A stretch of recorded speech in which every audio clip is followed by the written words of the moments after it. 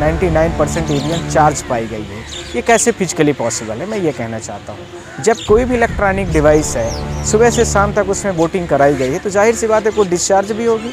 15,000 complaints file है, pending है आपके पोर्टल पर, आप उसको नहीं डिसाइड किए, आपने सीधा चुनाव का रिजल्ट डिक्लेयर कर दिया है, तो आपको क्या लग रहा है निष्पक्षता है? 130 विधानसभाएं हैं पूरे मध्य प्रदेश में, 15,000 अब कंप्लेंट्स थी, तो अलग अलग जगहों पर अलग अलग कंप्लेंट रही। तो मोटा मोटा भी मान ले तो इसका मतलब यह समझ में आ रहा है कि हर विधानसभा में कुछ न कुछ गड़बड़ियां रही हैं। इसका मतलब पूरा का पूरा चुनाव प्रभावित रहा। ऐसे ही छत्तीसगढ़ का रहा, ऐसे मध्य प्रदेश का रहा, ऐसे ही राजस्थान का रहा। तो हर राज्यों में ये स्पेसिफिक इन्होंने कंट्रोल किया है, जिसको लेकर के हमने इलेक्शन CGI साहब के पास में उस एप्लीकेशंस को हमने दिया।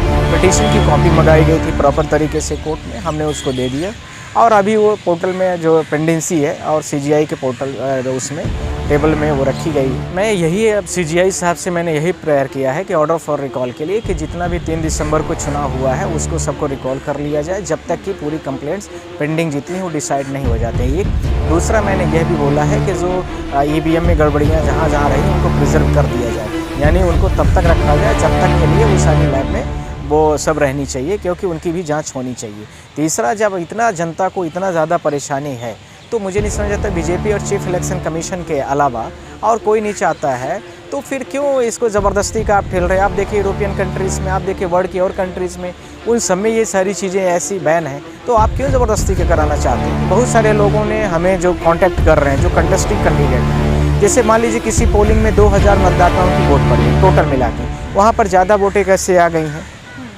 कुछ ऐसे भी कंप्लेन आए हैं हमारे पास में, आप लोगों ने भी पेपर्स में मीडियाज़ में देखा होगा कि वो कंटेस्टिंग कैंडिडेट जो है वो चुनाव लड़ा हुआ है और उसको बेचारे को एक भी वोट नहीं मिली है। आर्टिकल 324 से लेकर के 326 तक चले जाए, जिसमें chief election commission of India है। इसके साथ में फंडामेंटल राइट्स आर्टिकल 12 से लेकर के आर्टिकल 35 तक, इक्वलिटीज़ बिफोर द लॉ आर्टिकल 12 है। इसके साथ में आर्टिकल 19, आर्टिकल 21 है, इन सब का वायलेशन हो रहा है। इसके साथ में जो इलेक्शन कमीशन की गाइडलाइन है उसमें वायलेशन हो रहा है। लाल फाइल लेके आए हैं, कमीशन उन्होंने कॉपी दिया था, पर उसको फाइल करना है नहीं करना उसके बारे में हमसे उन्होंने कोई बात नहीं किया है। हमने जो कंप्लेंट दिया है वो अपने लेवल पर किया है एज एडवोकेट्स। अब मैं सुप्रीम कोर्ट का लॉयर हूँ। पत्रिका ने एक न्यूज़ छापा जिसमें यह लिखा था कि 15,000 से शिकायतें EVM को लेकर के मध्य प्रदेश के इलेक्शन कमीशन और मतलब चुनाव आयोग लिखा, सब चुनाव आयोग के पोर्टल में पेंडिंग पड़ी हुई है, जिसको लेकर के हमने CGI से मिले। हमें लगा था कि 3 दिसंबर के पहले इसको जो है तो election commission of India decide कर लेगा, but till today's did not decided by the election commission of India से। तो हम उसके बाद लगा कि अभी इन्होंने तो सब डिक्लेयर ही कर दिया है, तो अब तो कुछ ऐसा बचता नहीं है। तो हमने इसको लेकर के CGI साहब से मिलने गए। CGI साहब से मिलने के दौरान पर, दिन की बात कर रहा हूँ मैं, 3 दिसंबर की दिन में, संडे की बात है, तो हम मिलने गए और थ्रू उसके PS जो था उसको हमने लेटर्स को कन्वर्ट करा, कन्वर्सेशन हो गया और उसको पिटीशन को हमने सर को हैंड ओवर कर दिया। अब उसके साथ में ये दोनों चीज़ें आई निकल के कि जो 15,000 जब इलेक्शन में गड़बड़ियाँ पाई गई, कंप्लेन दर्ज हुई, वो हैं जो पोर्टल में रजिस्टर्ड थी। इसी के साथ में बहुत सारी ऐसी भी होंगी जो नहीं रजिस्टर्ड होंगी, बहुत सारी ऐसी होंगी लोगों के साथ हुई होगी दिक्कत, पर वो बोल नहीं पाते क्योंकि भारत देश गरीब जनता है, 140 करोड़ की आबादी है, भीड़ भाड़ वाला एरिया है, बहुत लोग बचना भी चाहते हैं इन सारी चीज़ों से। तो हमने इसको लेकर के गए कि बिना इलेक्शन के जितनी कंप्लेंट्स वोटर्स की पेंडिंग है उसके बिना ये सारी चीज़ें कैसे संभव हो गई, तो उसको लेकर के हमने शिकायत किया। तो उसमें अभी तक ये था कि फिर हमसे इस मंडे को पिटीशन की कॉपी मंगाई गई थी प्रॉपर तरीके से कोर्ट में, हमने उसको दे दिया और अभी वो पोर्टल में जो पेंडेंसी है और CGI के पोर्टल उसमें टेबल में वो रखी गई है, अभी उसमें कुछ डिसाइड नहीं हो पाया है। अब इसको लेकर के बहुत सारी चीज़ें नई निकल कर के आ रही हैं। जैसे आज कुछ लोगों ने बोला है कि 99% EVM चार्ज पाई गई है।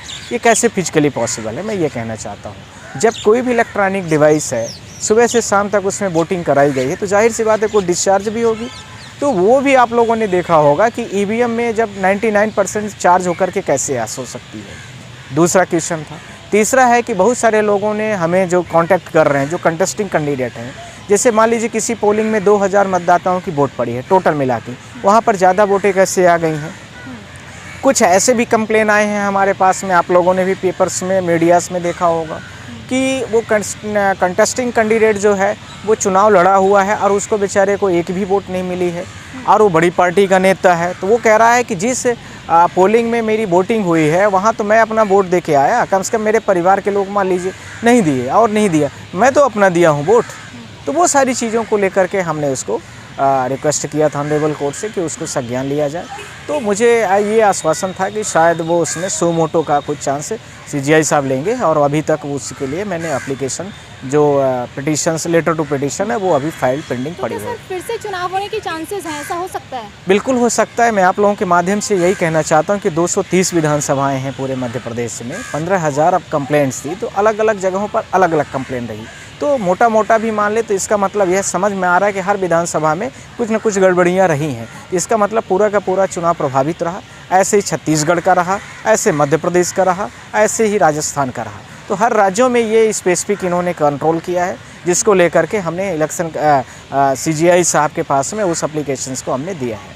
तो सर ये इलेक्शन कमीशन पर भी सवाल उठा देते हैं ये बातें, तो और कहा जाता है कि इलेक्शन कमीशन तो निष्पक्ष होता है। अगर इस तरीके के ईवीएम में घपले हुए थे तो इलेक्शन कमीशन के संज्ञान में होता है, इलेक्शन कमीशन एक्शन लेता है। जब 15,000 कंप्लेंट्स फाइल है, पेंडिंग है आपके पोर्टल पर, आप उसको नहीं डिसाइड किए, आपने सीधा चुनाव का रिजल्ट डिक्लेयर कर दिया, तो आपको क्या लग रहा है, निष्पक्षता है, पक्षता है? ये भारत देश की 140 करोड़ की आबादी की जनता और जो पहली बच्चा पढ़ता होगा वो भी समझ सकता है कि जो हमारी शिकायतों का निवारण न करके पहले आप रिजल्ट डिक्लेयर कर रहे हो, तो यह क्या साबित करना चाहता है? तो ये जाहिर से सबसे स्पष्ट हो गया कि इलेक्शन कमीशन की जो प्रायोरिटी रही है वो as per laws, as per constitution नहीं रही।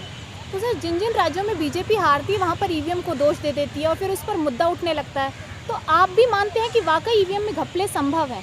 आप बीजेपी से क्यों कहते हो कि जिन जिन राज्यों में विपक्ष हारता है तो वो जो है तो कंप्लेन करने लगता है? ऐसा क्या है? 15,000 वोटर में जो वोटर्स की कंप्लेंट है मैं उसकी बात कर रहा हूँ। मैं ये कहना चाहता हूँ कि भाजपा की भी हो सकता है, कांग्रेस का भी हो सकता है, किसी पार्टी विशेष का हो सकता है। आम आदमी तो एक जनता है, नागरिक है बेचारा, उसके वोटों का हनन ऐसे ही होना चाहिए क्या? मेरा ये मतलब, आप लोग पक्ष और विपक्ष से क्यों जोड़ते हो? मेरा ये सवाल नहीं है। सवाल ये है कि क्या हमें वोटिंग का जो राइट्स 5 साल में हमें मिला है वो नहीं होना चाहिए, बस यही सवाल है। क्या सर बैलेट पेपर से चुनाव करा देने चाहिए? बैलेट पेपर में मैनुअल रहता है, उसमें हर आदमी उसको समझता है, पर ईवीएम वाले जो कनेक्टिविटी से ऑनलाइन हो सकती है और भी चीज़ों से हो सकती है, उसका अलग अलग मैटर है और अलग अलग तरीके से किया जा सकता है। पर हम और आपके उसके समझ में वो चीज़ें नहीं आती, इसलिए मैं इसमें कुछ नहीं कहना चाहता हूँ ज़्यादा। तो सर ऐसे हर चुनावों के बाद ईवीएम को दोष दे दिया जाएगा और हर बार ये केसेस पेंडिंग रह जाएंगे, तो क्या आप कोई प्रोसीजर नहीं है कि ईवीएम से बैलेट पेपर पे शिफ्ट कर सकें? मैं यही अब CGI साहब से मैंने यही प्रेयर किया है कि ऑर्डर फॉर रिकॉल के लिए कि जितना भी 3 दिसंबर को चुनाव हुआ है उसको सबको रिकॉल कर लिया जाए, जब तक कि पूरी कंप्लेंट्स पेंडिंग जितनी वो डिसाइड नहीं हो जाते हैं। एक दूसरा मैंने यह भी बोला है कि जो EVM में गड़बड़ियाँ जहाँ जहाँ रही उनको प्रिजर्व कर दिया जाए, यानी उनको तब तक रखा जाए जब तक के लिए वो सारी लैब में वो सब रहनी चाहिए, क्योंकि उनकी भी जांच होनी चाहिए। तीसरा, जब इतना जनता को इतना ज़्यादा परेशानी है तो मुझे नहीं समझ आता बीजेपी और चीफ इलेक्शन कमीशन के अलावा और कोई नहीं चाहता है, तो फिर क्यों इसको ज़बरदस्ती का आप ठेल रहे हैं? आप देखिए यूरोपियन कंट्रीज़ में, आप देखिए वर्ल्ड की और कंट्रीज़ में, उन सब में ये सारी चीज़ें ऐसी बैन हैं, तो आप क्यों ज़बरदस्ती का कराना चाहते हैं? मैं आपसे एक चीज़ कहना चाहता हूँ कि आप इस चीज़ को देखिए कि CGI से मतलब सिर्फ इतना है कि यदि भारत देश के संविधान और संवैधानिक अधिकारों के बीच में जो चीज़ें यहाँ पर पेंडिंग हैं, अभी रूलिंग पार्टी कौन है? बीजेपी है, तो उससे ही क्वेश्चन कराए जाएंगे, नहीं तो और कौन करेगा? सर लाल फाइल लेकर आपके पास कांग्रेस के एक पंडित जी जो कि प्रवक्ता हैं वो आए थे, तो क्या आगे की बातचीत हुई है? देखिए, मैंने आप लोगों के माध्यम से यह कहना चाहता हूँ कि लाल फाइल लेके आए हैं, अब उनसे मेरी इस मामले में कोई बात नहीं हुई। पिटीशन उन्होंने कॉपी दिया था, पर उसको फाइल करना है नहीं करना उसके बारे में हमसे उन्होंने कोई बात नहीं की है। हमने जो कंप्लेंट दिया है वो अपने लेवल पर किया है एज एडवोकेट्स। अब मैं सुप्रीम कोर्ट का लॉयर हूँ, सुप्रीम कोर्ट में कम ही लोग पहुँचते हैं, तो इसके आधार पर मैंने उसको किया है। अच्छा, आप लॉयर के तौर पर आपने कंप्लेंट फाइल की है? करेक्ट। और हर भारत देश की जनता, 140 करोड़ की जनता सुप्रीम कोर्ट में और CGI के ऊपर निगाह बना के रखती है, और हर किसी का कर्तव्य है कि उसमें इन चीज़ों पर आए और इसको सारे लोग मिल करके एकजुटता के साथ अपने आर्टिकल, अपने संवैधानिक चीज़ों की रक्षा करें। सर कौन कौन से आर्टिकल है जिनका हनन होता है? आर्टिकल 324 से लेकर के 326 तक चले जाए, जिसमें chief election commission of India है। इसके साथ में फंडामेंटल राइट्स आर्टिकल 12 से लेकर के आर्टिकल 35 तक है। इक्वलिटीज़ बिफोर द लॉ आर्टिकल 12 है। इसके साथ में आर्टिकल 19, आर्टिकल 21 है, इन सब का वायलेशन हो रहा है। इसके साथ में जो इलेक्शन कमीशन की गाइडलाइन है उसमें वायलेशन हो रहा है। ये सारी संवैधानिक चीज़ों की रक्षा करने की जिम्मेदारी chief election commission of India की है और वो मुझे लगता है कि बहुत बखूबी निभा रहे हैं। तो सर आखिरी स्टेप आपका क्या होगा जब अगर मान लीजिए सीजीआई की तरफ से रिस्पांस नहीं आता है तो फिर यही ईवीएम का खेल चलता रहेगा 2024 तक? ऐसा मत समझिए, बहुत कुछ अच्छा होने वाला है। कल से आप लोग देखिए सारे लोग।